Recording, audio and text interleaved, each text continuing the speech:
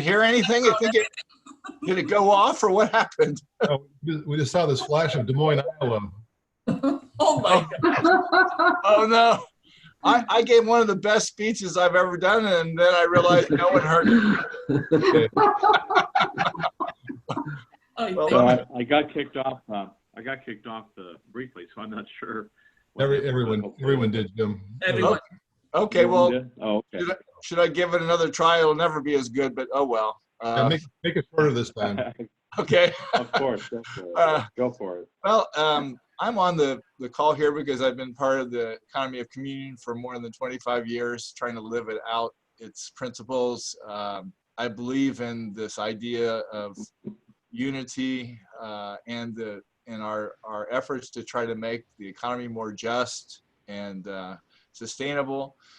And I believe that communion is the answer. This idea of sharing this deep connections with each other is the root of the solution to what we're looking for in the world. And I think I'm here a little selfishly because I want to also share my life with others here and get a kind of a feedback loop on that I'm not alone, that I'm here with a group trying to accomplish the same thing and trying to be inspired to do what I'm doing in the business world. So that's a short version. Great. Emery, would you like to go next? Well, the reason I'm joining the call, well, first of all, this is Emery Koenig. The reason I was joining the call is I missed most of the EoC stuff in San Antonio. And I stayed in the main hall with my wife, and so I thought it was a good opportunity to catch up. I've known about the EoC for many years, been sort of finding ways to introduce those concepts, but coming from the very end of the different business spectrum for multinational corporations. And there it's more of an impact thing or what you can do. And I've since retired 4 years ago, 4 years and 1 week. And so I've been I serve on 8 boards and trying to just help businesses and organizations just try to, obviously be the best they can be, but also try to live the principles of the Catholic social teaching in today's world. So. Great. Thank you, Emery. Renata, would you like to go next?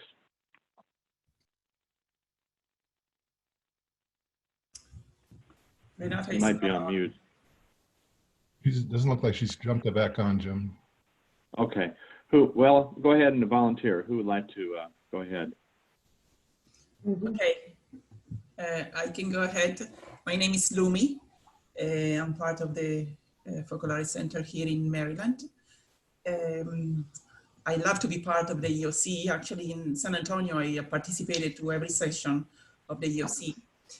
I really believe in it because I can see that a new culture can come out from the EoC. And I think there is a new moment also in the expression, in the development of the EoC, that we need to support it and do anything to make it happen. So, and I'm here because I want to be part also of the webinar in order to do all my part to build this new culture of giving, this new culture of business, and so. Great, thank you. For thank you. Opening up this webinar. So. Welcome. Thank you. Oh, next, who would like to go? I can go. I'm Mike Morse. I'm living here in Luminosa, and part of the YCNA, which is the Youth Center for North America. So we began just about last year, a little bit sooner than that. And I'm here because we really hope that we can eventually establish a connection between the young adults and the EoC, whether it be to be active participants or just to, believe in the culture, to follow the culture. So we're developing the YCNA, the Youth Center, as we go along, but we hope soon to establish this connection. There were some young adults present in San Antonio, so that was already an opportunity for them to link up and get close to the EoC, understand it more, but hopefully that can continue and grow more and more. So I hope to be able to help however I can with that. Great, thank you, Mike. You're welcome. Who else is on the call? Back on. Okay, we are Joe and May here. We can say something. So we are Joe and May Shehade from, we're in Los Angeles. We have a retail pharmacy business, and like many of you, we're here because many of the things you said resonates a lot with what we also feel. We've been part of that culture for many years and trying to apply parts of it at least. We missed, the timing for San Antonio was not good for us. We were not able to attend. And I was personally really thinking, I said, I wish really there is a way where we can connect together throughout the year. And this call was kind of an answer for that, hoping that that connection will make that blood circulates and light shine even more. You want to say something, Mary? Well, you know, yeah, I don't want to add like more, you know, to Joe, but you know, I wanted so much to go to San Antonio, but I couldn't do it, and so this is, you know, one of the reasons I joined the call, and definitely, I mean, to live more, you know, to have more ideas like how to live this way, you know, at work, for, you know, to share the communion, especially, is very important. So that's why. Thank you. Is anyone else back on that hasn't spoken? No? Well, I'm Jim Funk, and I'm an EoC business owner. My consulting firm does leadership and organizational development. I've been in business for 10 years, and I'm also a member of the North America Commission of the EoC, which has been a volunteer role for about the last probably 7 or 8 years. My plan is to retire this year. It'll be about mid-year, probably July.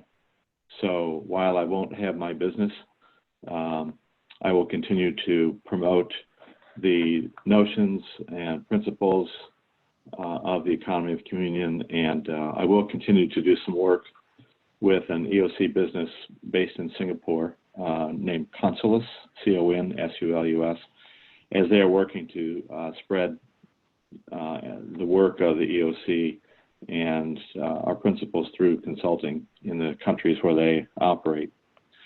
So that's kind of my plan, and why I'm here is because I think it's important that we have connections, that we have the ability to learn from each other, and to really provide encouragement and resources for each other. As we hope to continue these forums on a monthly basis, it'll be a chance for us to share our successes and to share our difficulties and struggles, and learn from each other and support each other and perhaps give ideas. Has someone joined the call? Yes, this is Kevin Kelly. Well, hi, Kevin. This is Jim Funk. There are now 7 of us on the call, and we're just going around to say why we're interested in this call and who we are.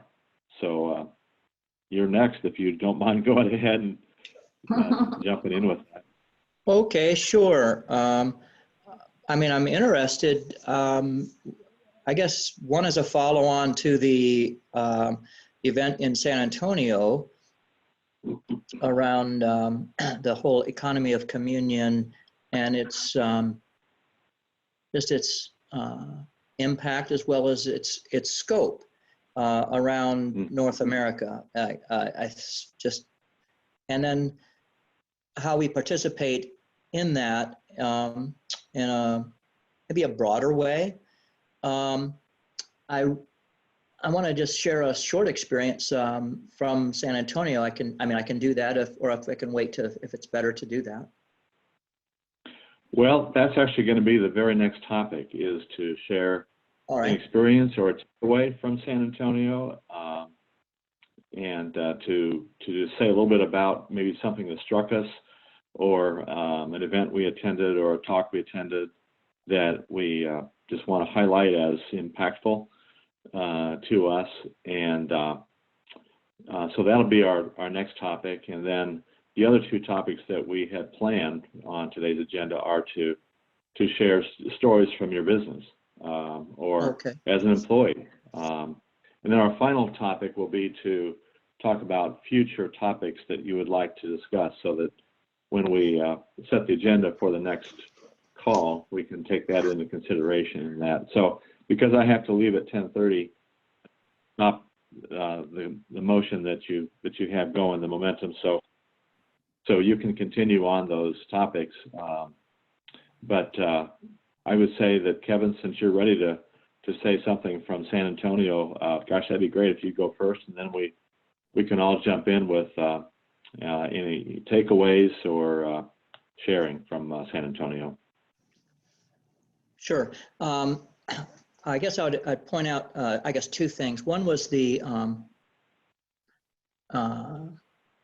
panel on the economy of communion, the first day. I think it was the presentation with Celeste, Andy, and that group that was there. And I just was touched a lot by, I think somebody else may have joined. Keep going, Kevin, no problem. On Oh, yeah, subsequent units. We did not know that at the time of LTM that, so this was, the process was different, less a run-in and no cleaning and disassembling. Oops. So in the end, the LTM unit may have a little bit more debris inside of it because it didn't go through the cleaning process. Hey, folks, are you in our meeting hall? Hello? Disassembly and cleaning, yeah, I guess I would say. Hello? Hello?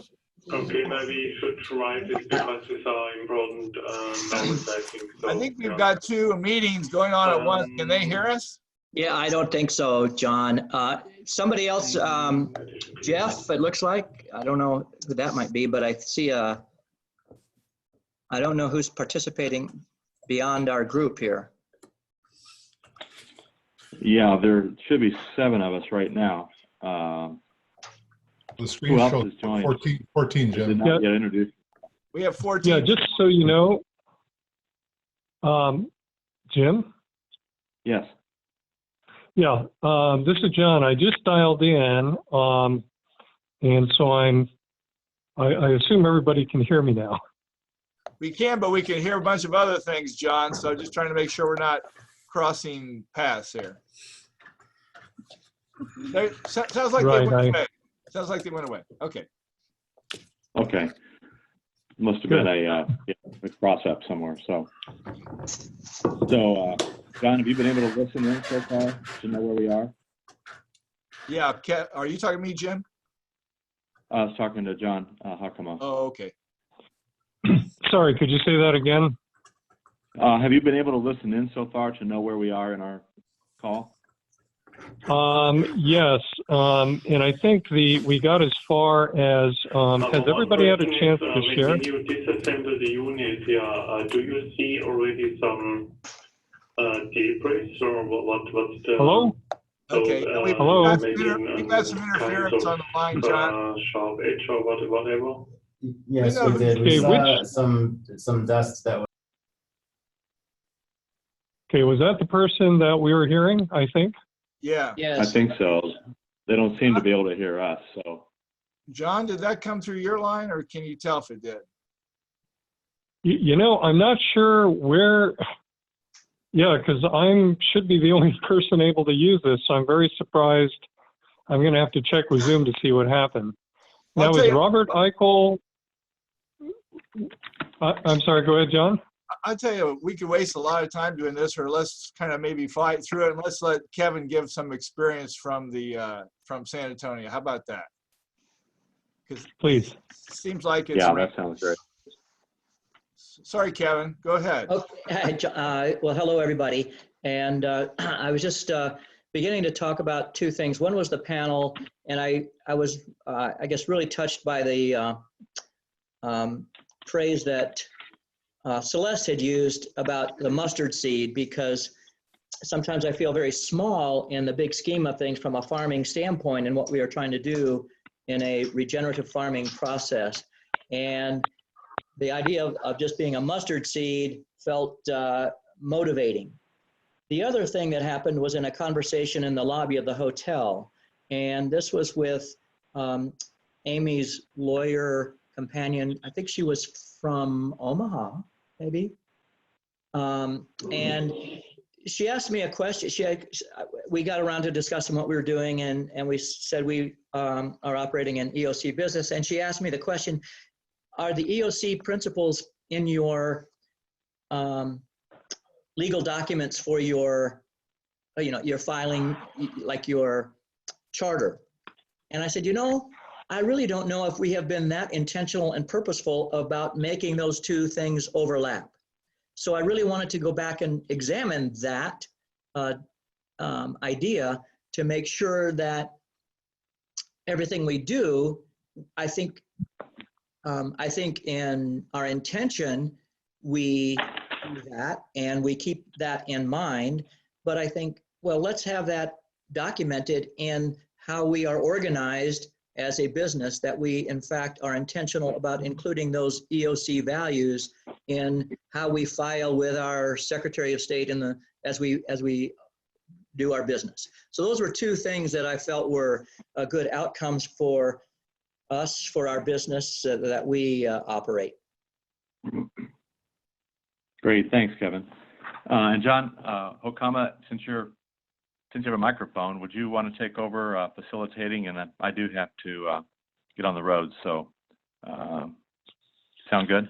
Yeah, that sounds good. Appreciate your getting us kicked off here, Jim. Sure. Take care. See you all next call. Yes. Thank you. You too. And we can continue with stories from San Antonio. Yeah. So let's go ahead and thank you so much, Jim. So yeah, feel free to share other significant moments for you from your time in San Antonio.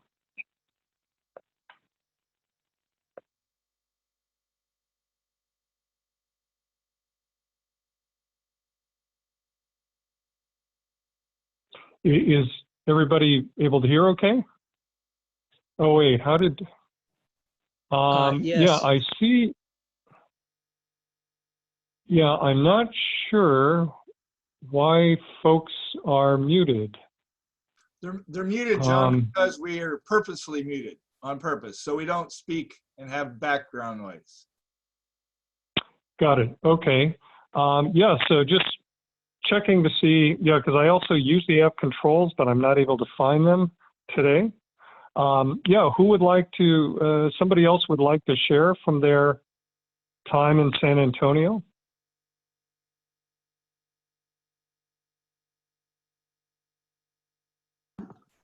Hi, everybody. This is Katie. I can share an experience too, I guess. I mean, just overall, it was a really positive, inspiring weekend, I felt, just to generally to say. I guess there were many things, but I guess I'll share one experience that happened, and it was actually the first day trying to decide where to go with the offerings of the workshop. And I really wanted to be in the hall actually for both sessions, but I was kind of torn again. So Kevin went the first session when Jesus was speaking, he went to the EoC and I stayed in the hall with Jesus. Then the second choice was, again, to stay in the same place I was or go in the EoC. And I have to kind of go to confession here in the sense that when I saw that it was a panel that was really oriented towards the academic discussion of the EoC and maybe possible, I guess we would say, comparisons, but it wasn't based on, I mean, Celeste and Andy and other people there certainly have experiences, but it was more of the academic slant is how I understood the billing. So it was a struggle for me to go. And anyway, I decided that I should. And and overall, it was a very strong experience for me. First of all, the depth of the knowledge that they brought. You know, we're on the other end of that in terms of just the boots on the ground in the very beginning of that, just 3 years of trying to implement this in our farm and our business. But what I understood was the absolute necessity of those two things being married up together, and the importance of being able to be there, benefiting from their expertise, from their vision, but also the part that we play, the importance of that. And I guess I think that's an age-old struggle between academia and the actual incarnation or the actual implementation of policies and what that looks like, and the struggles that people are facing with the theory or the picture of it. And I guess I felt like we, as an organization, as the EoC, animated by this charism, there's a unique opportunity there, I think. I'm not saying it doesn't exist in other situations, but I felt this is really who we are, where those things have an opportunity to show up on equal playing field and actually meld into each other in a way that produces, something more than the sum of the parts. So I thought it was just me personally, a very important moment, but also the way the whole weekend was structured was, I think, a beautiful example of that. So I just want to thank those organizers and say it was a fantastic weekend. Boy, really happy to hear that, Katie. In my experience, and a lot of my background is working with small, medium businesses, and prior to that, working in large corporations, I find with when small business owners get together, there's a certain kind of very practical, utilitarian mindset, because so much of your time is spent in just the basics, right, of how to keep a business going, of hiring the right people, of keeping them, on your staff, etc. So I think it's good to realize that, but at the same time, also realize that there's a bigger framework, and I think this is where the theologians are very helpful, is they're saying, let's also keep in mind the purpose. Why are we doing the thing we're doing? And I think that's the hardest thing to hold in tension, right, as business owners who are seeking to live out the charism, to live out a purpose, as opposed to just being overwhelmed by the day-to-day of running a business. Yeah, the other thing I would observe, this was the first time I have been at a Focolare gathering or with any of the EoC in person. So it was really remarkable for me and very inspiring. And one of the things I sense is that because all of you for years or decades have lived this way of life, there's a community, a sense of vision, of living it out very practically that I think is often missing from other business owners that I have met who seek to live out their faith in business. My general impression is it often feels like it's coming out of very thin soil. It's not well nourished. Whereas I would say when you combine business owners together with a community, a communion of people who live that out, it's very powerful. It feels very different to me from any other expression. And I've been in Christian business owner circles, but what you folks are doing, I think, is quite unique. And certainly would love to see, in these monthly meetings, what you're doing, maybe more codified. I thought Andrew Abella's talk was really excellent to get us thinking in sort of business categories, right? Well, how are sales different for a Focolare person? Or how is marketing different? Or how you do finance and accounting? I was just curious if for any of you, some of those things were helpful insights or any of those topics that you'd like to discuss further.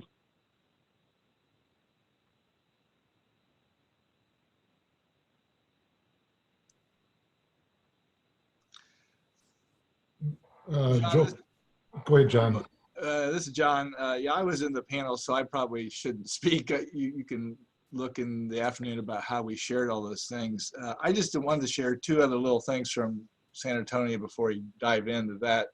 One is just the realization that our life is made up of experiences, right? That's part of the folklore kind of way of viewing how we're living day to day, the gospel. And probably one of the strongest experiences was on the way back to the airport after it was all over. I got up real early to leave with my daughter to spend a little more time on the way because we were both leaving at the same time, and come to realize that the bus couldn't hold everyone, you know?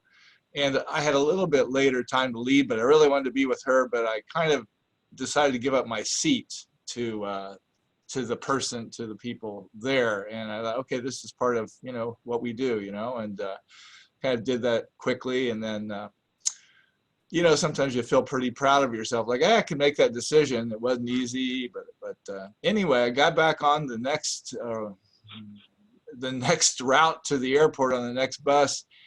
And I was so distracted that I ended up going all the way to the airport, going through security, and I left my bag. I left one of my bags in the hotel lobby because I got distracted. And so at first I was upset, but I realized, oh my gosh, this is part of this, you know. But it turns out the hotel was able to get my bag, and I went back through and got back through. It was a lot of hassle, but as I was living it, I was reminded that this is typical of a business owner every day. You have these kind of crazy things that happen, and I was mindful because of everything I had heard from the theologians and the talks that it's kind of this mindfulness during business that is part of this, and that it has been reinforced for me over the years. And so I just try to keep that as a little treasure. Like that's kind of what it's all about. It's not necessarily coming up with masterful marketing programs or how I do my finances differently, but we do those things. But it's at the core of what I live is this daily interaction as a business person with other people. So yeah, that's a good thought, John. Thank you.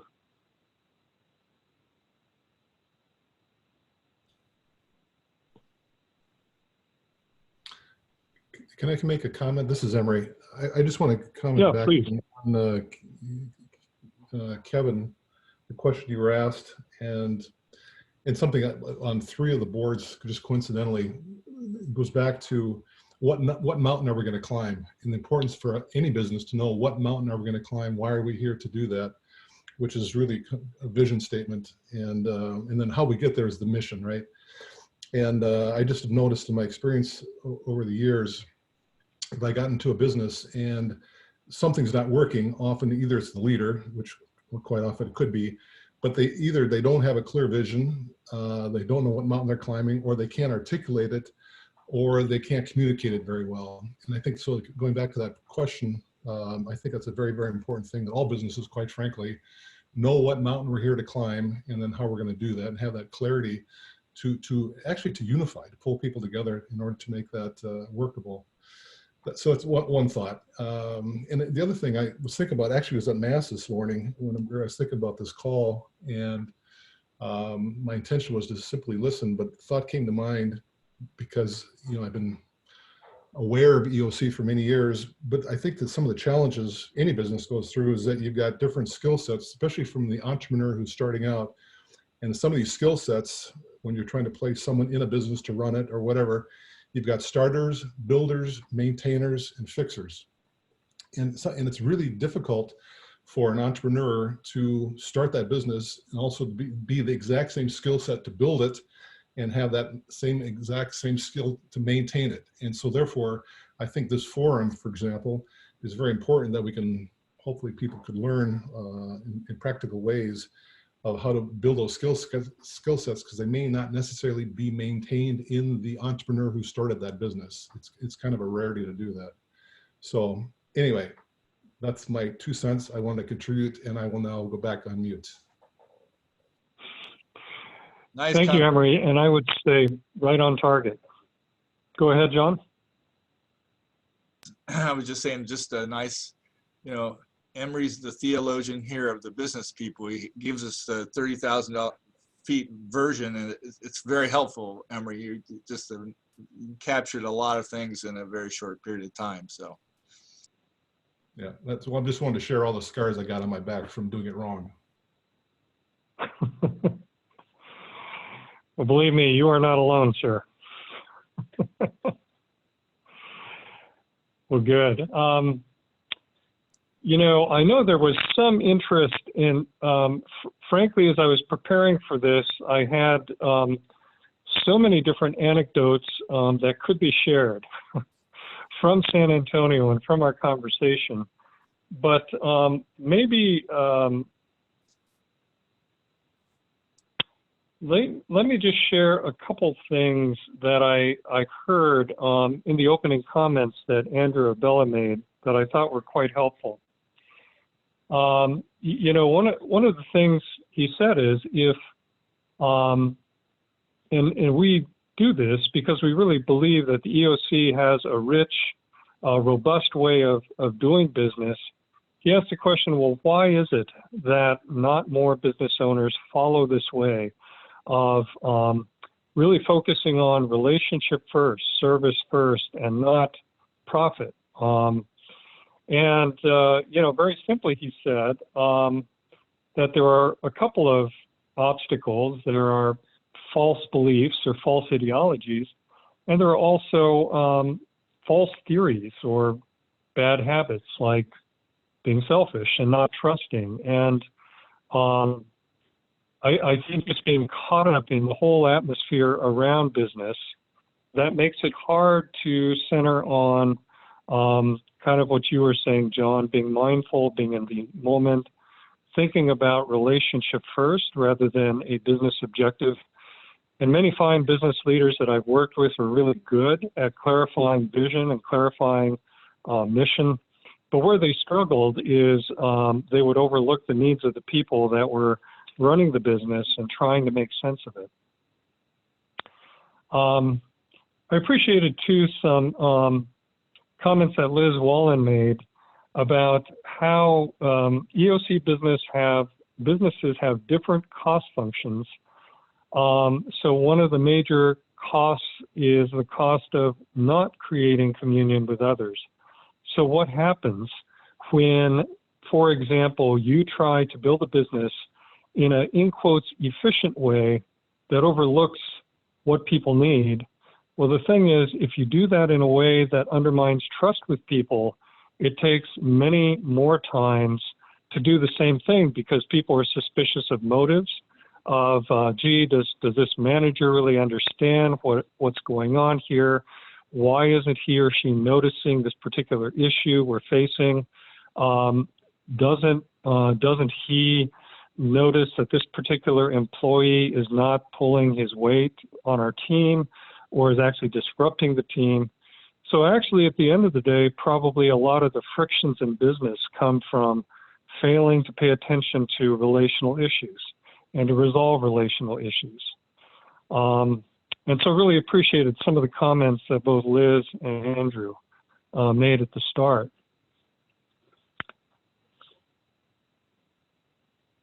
You know, I liked, too, in the area of finance and accounting, your comments, John, about, you know, I really appreciate Chiara's principle that profit ought to go towards three specific needs. One is, if you're a for-profit business, you need to invest in the business, right, to keep building it, to hire new employees, to get new equipment, to buy software, whatever it is you need to invest in to keep the business flourishing.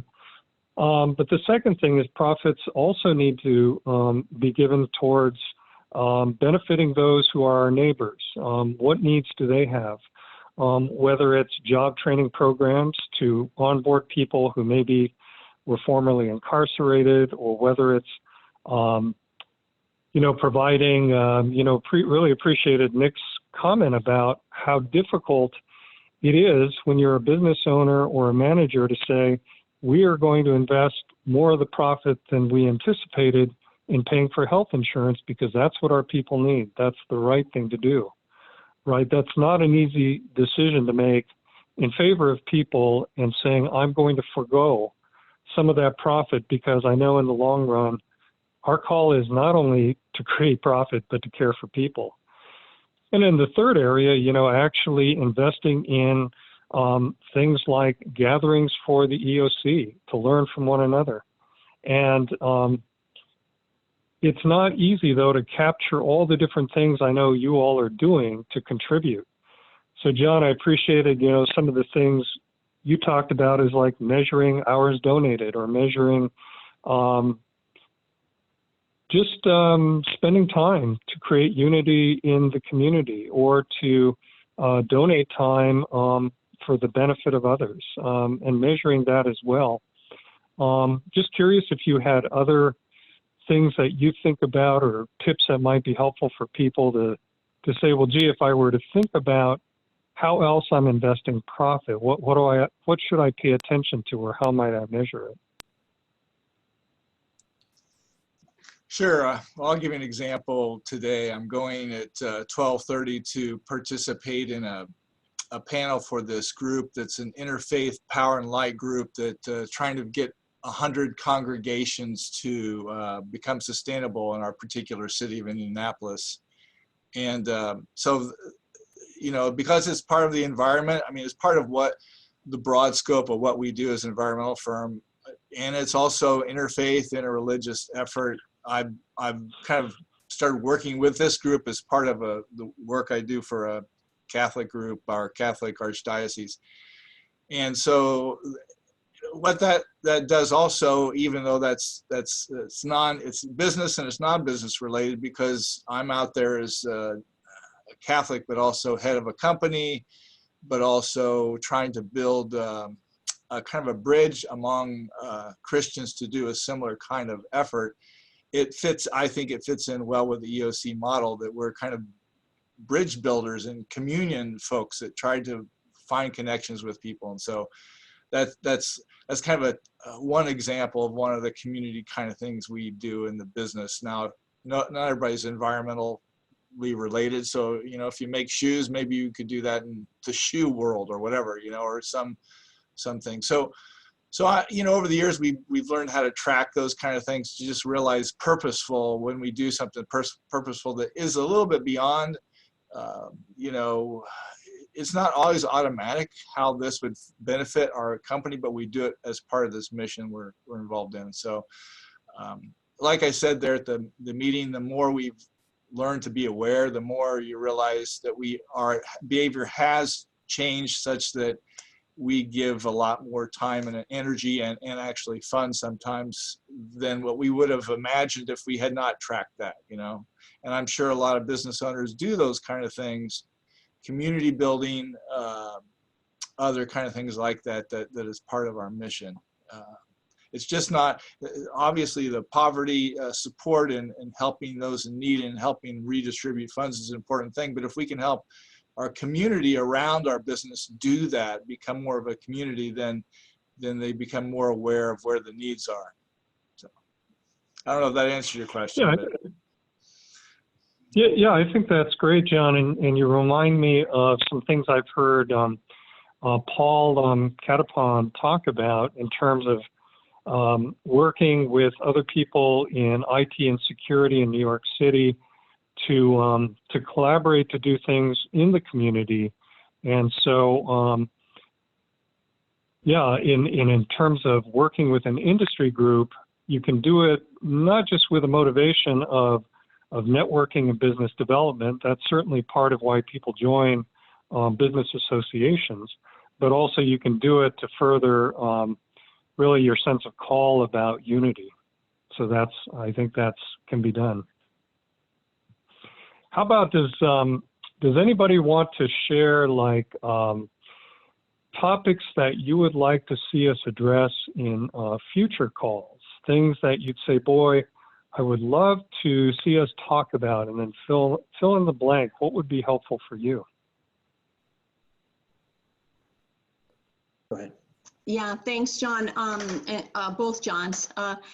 You know, one of the questions that I came away from after listening to the panels, especially Liz and Andy was this a way to incorporate, you know, certain populations or to employ certain populations that have some inherent challenges that are present there. One, I'm thinking of Andy in particular right now, and the population that he employs with his rehab of these houses and these rental units. And we had an experience, because that's something that we're very interested in doing also with our farm. And there's all kinds of those populations out there that, you know, special needs or people that have, you know, I mean, incarceration or addiction problems.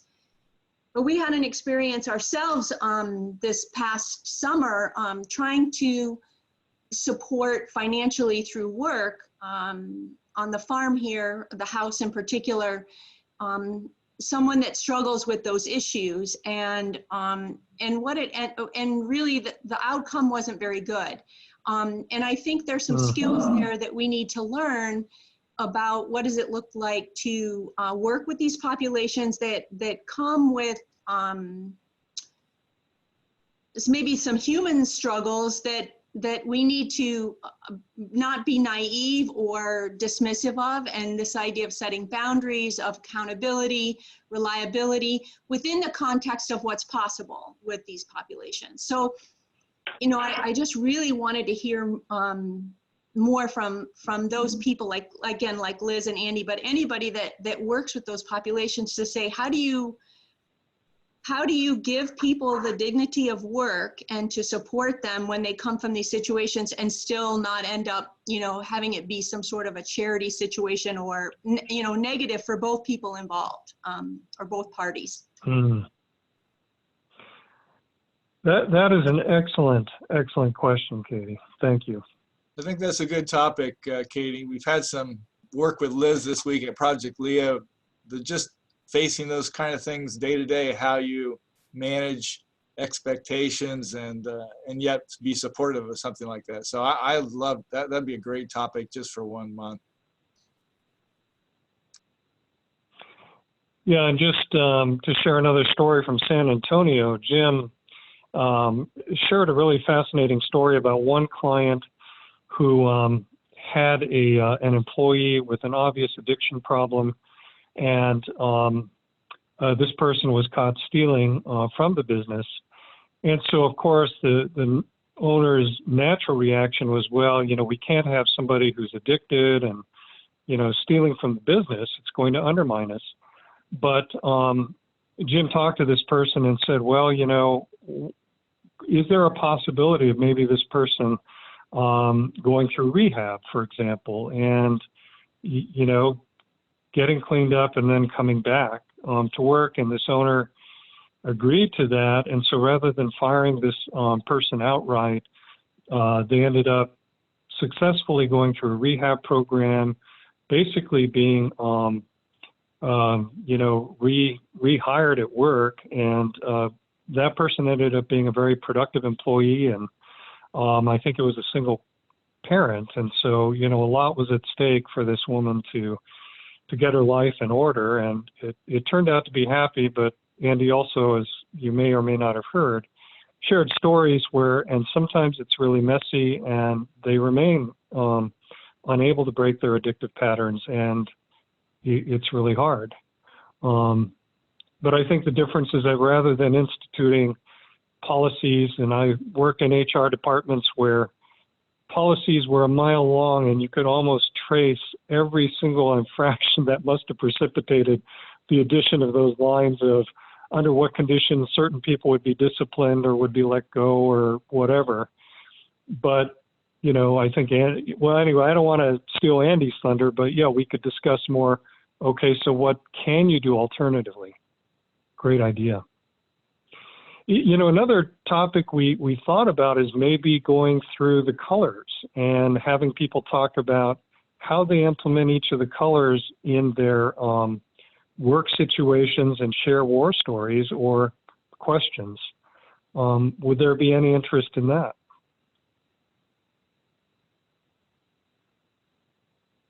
I see nods. Okay. Yes, yes, it would be. Yeah, useful tool for sure. Very good. John, And then, oh, go ahead, John. I don't want to interrupt you. yeah, I was just going to say, I did also want to just cover a practical logistical matter, which is, does this time, the first Wednesday of the month, work for all of you for next month? Because I tentatively said it, you know, this was a total shot in the dark, not knowing what people's availability or interest would be. But if it works for all of you, we'll have the same call, same time, and maybe see if there's any further feedback. And if this time doesn't work for some people, we may change it the third month, but at least for one more month, we'll try at the same time, you know, first Wednesday of the month.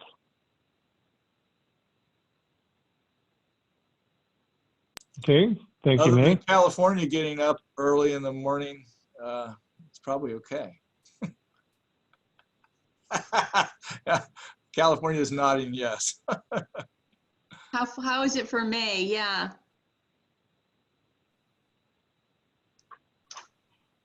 Yeah, you're there you go, May. It's okay with us. Yeah, it's we wake up usually early, so Okay, good. so it's You're a fine. good sport. Yeah, it just you know, to start, because we're going, like, we should be out at 8 and all this. So sometimes for Joe, though, I'm not sure if it's okay, because he has a meeting that starts at 8 at 7:30 or something like this, and he has to go to. Mm-hmm. It's not for work, it's Oh. for the Rotary. He's part of the Rotary. Mm-hmm. And, Oh, nice. so this is the only thing. But he, while he's in the car, he was listening to us. Oh, okay. Yeah. So it sounds like it might work okay for him. For next time, yeah, and then we'll see. Maybe it's another day. I don't know. Is another day would work for everyone? I don't know. Yeah, let's maybe look at calendars for next time and see if another day works. I would have more flexibility, except for the next couple months, I'm in Europe, and so what's early for you is getting towards the end of my day. So couldn't do it too much later, but possibly a lunchtime. Let's see, lunch would be, yeah, I could probably do a lunch. John, I think Don't know if that would be better. I think the advantage is just to put the date far enough ahead that if people can plan, they can do that. We have so many things in work that pop up. Maybe an hour later could work too, or midday, or either side of lunch for me, but that's not the same for everybody. So as long as you put it out there, if people can plan around it, right? Okay, well, that sounds good. Well, why don't we do that? And I love the suggestion about the topic. So I'd say for next time, why don't we tackle that question of, so everybody come with ideas, please, and I'll see if maybe I can get Andy to join our call. Andy and I apologize, I can't remember his wife's name. Celeste. Celeste, yes. I'm sure they would be a great resource for us. And if you folks know of other people who are currently doing this kind of work, let's invite them to join us. John, I just wanted to know what Bob Dylan thinks of this call. We haven't heard from Bob Dylan this morning. I'm right here. Thank you, John, for the invitation. All right. I just, you know, when Bob's staring at me, it's hard not to think about you. I hope it was a musical gift for you during the course of our conversation. My name is Patrick Gilger. I know a few of the people on this call, and I'm a Jesuit priest living in New York City.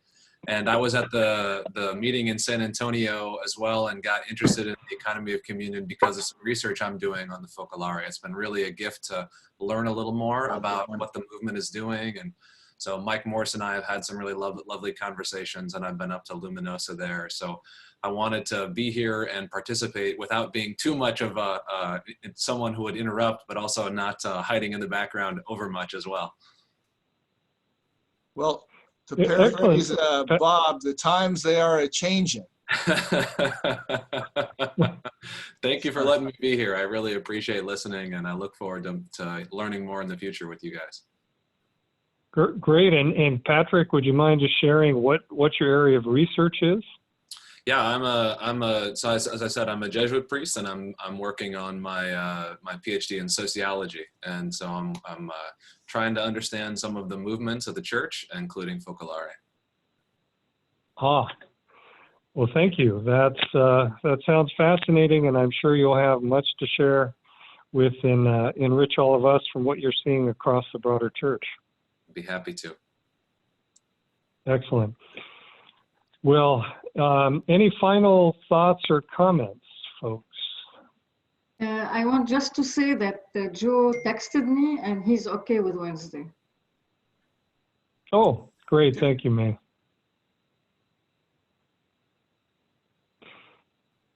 Very good. Well, thank you all for joining in the inaugural call of EoC North America, and delighted to have you all here, and feel free to connect with each other in between. Yeah, this has been really fun for me as well, so thank you. Thanks, Great. John. Thank you, John. Thank you. Good Thank seeing you. everyone. We'll see you all in a month. Okay. Okay. Bye. Hey, Amy. Bye-bye.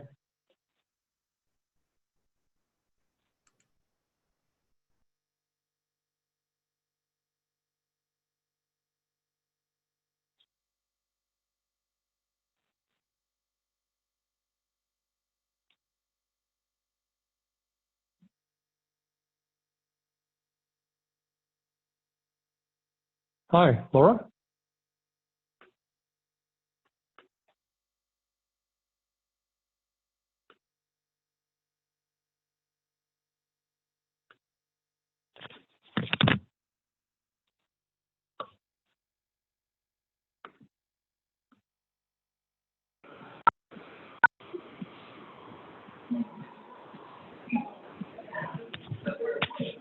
Hey, Laura. Hey. Hi, I'm at a loud coffee shop. Oh, is that what was going on? Okay. I was just curious. So anyway, thank you for joining us. You're welcome. Okay. Bye-bye.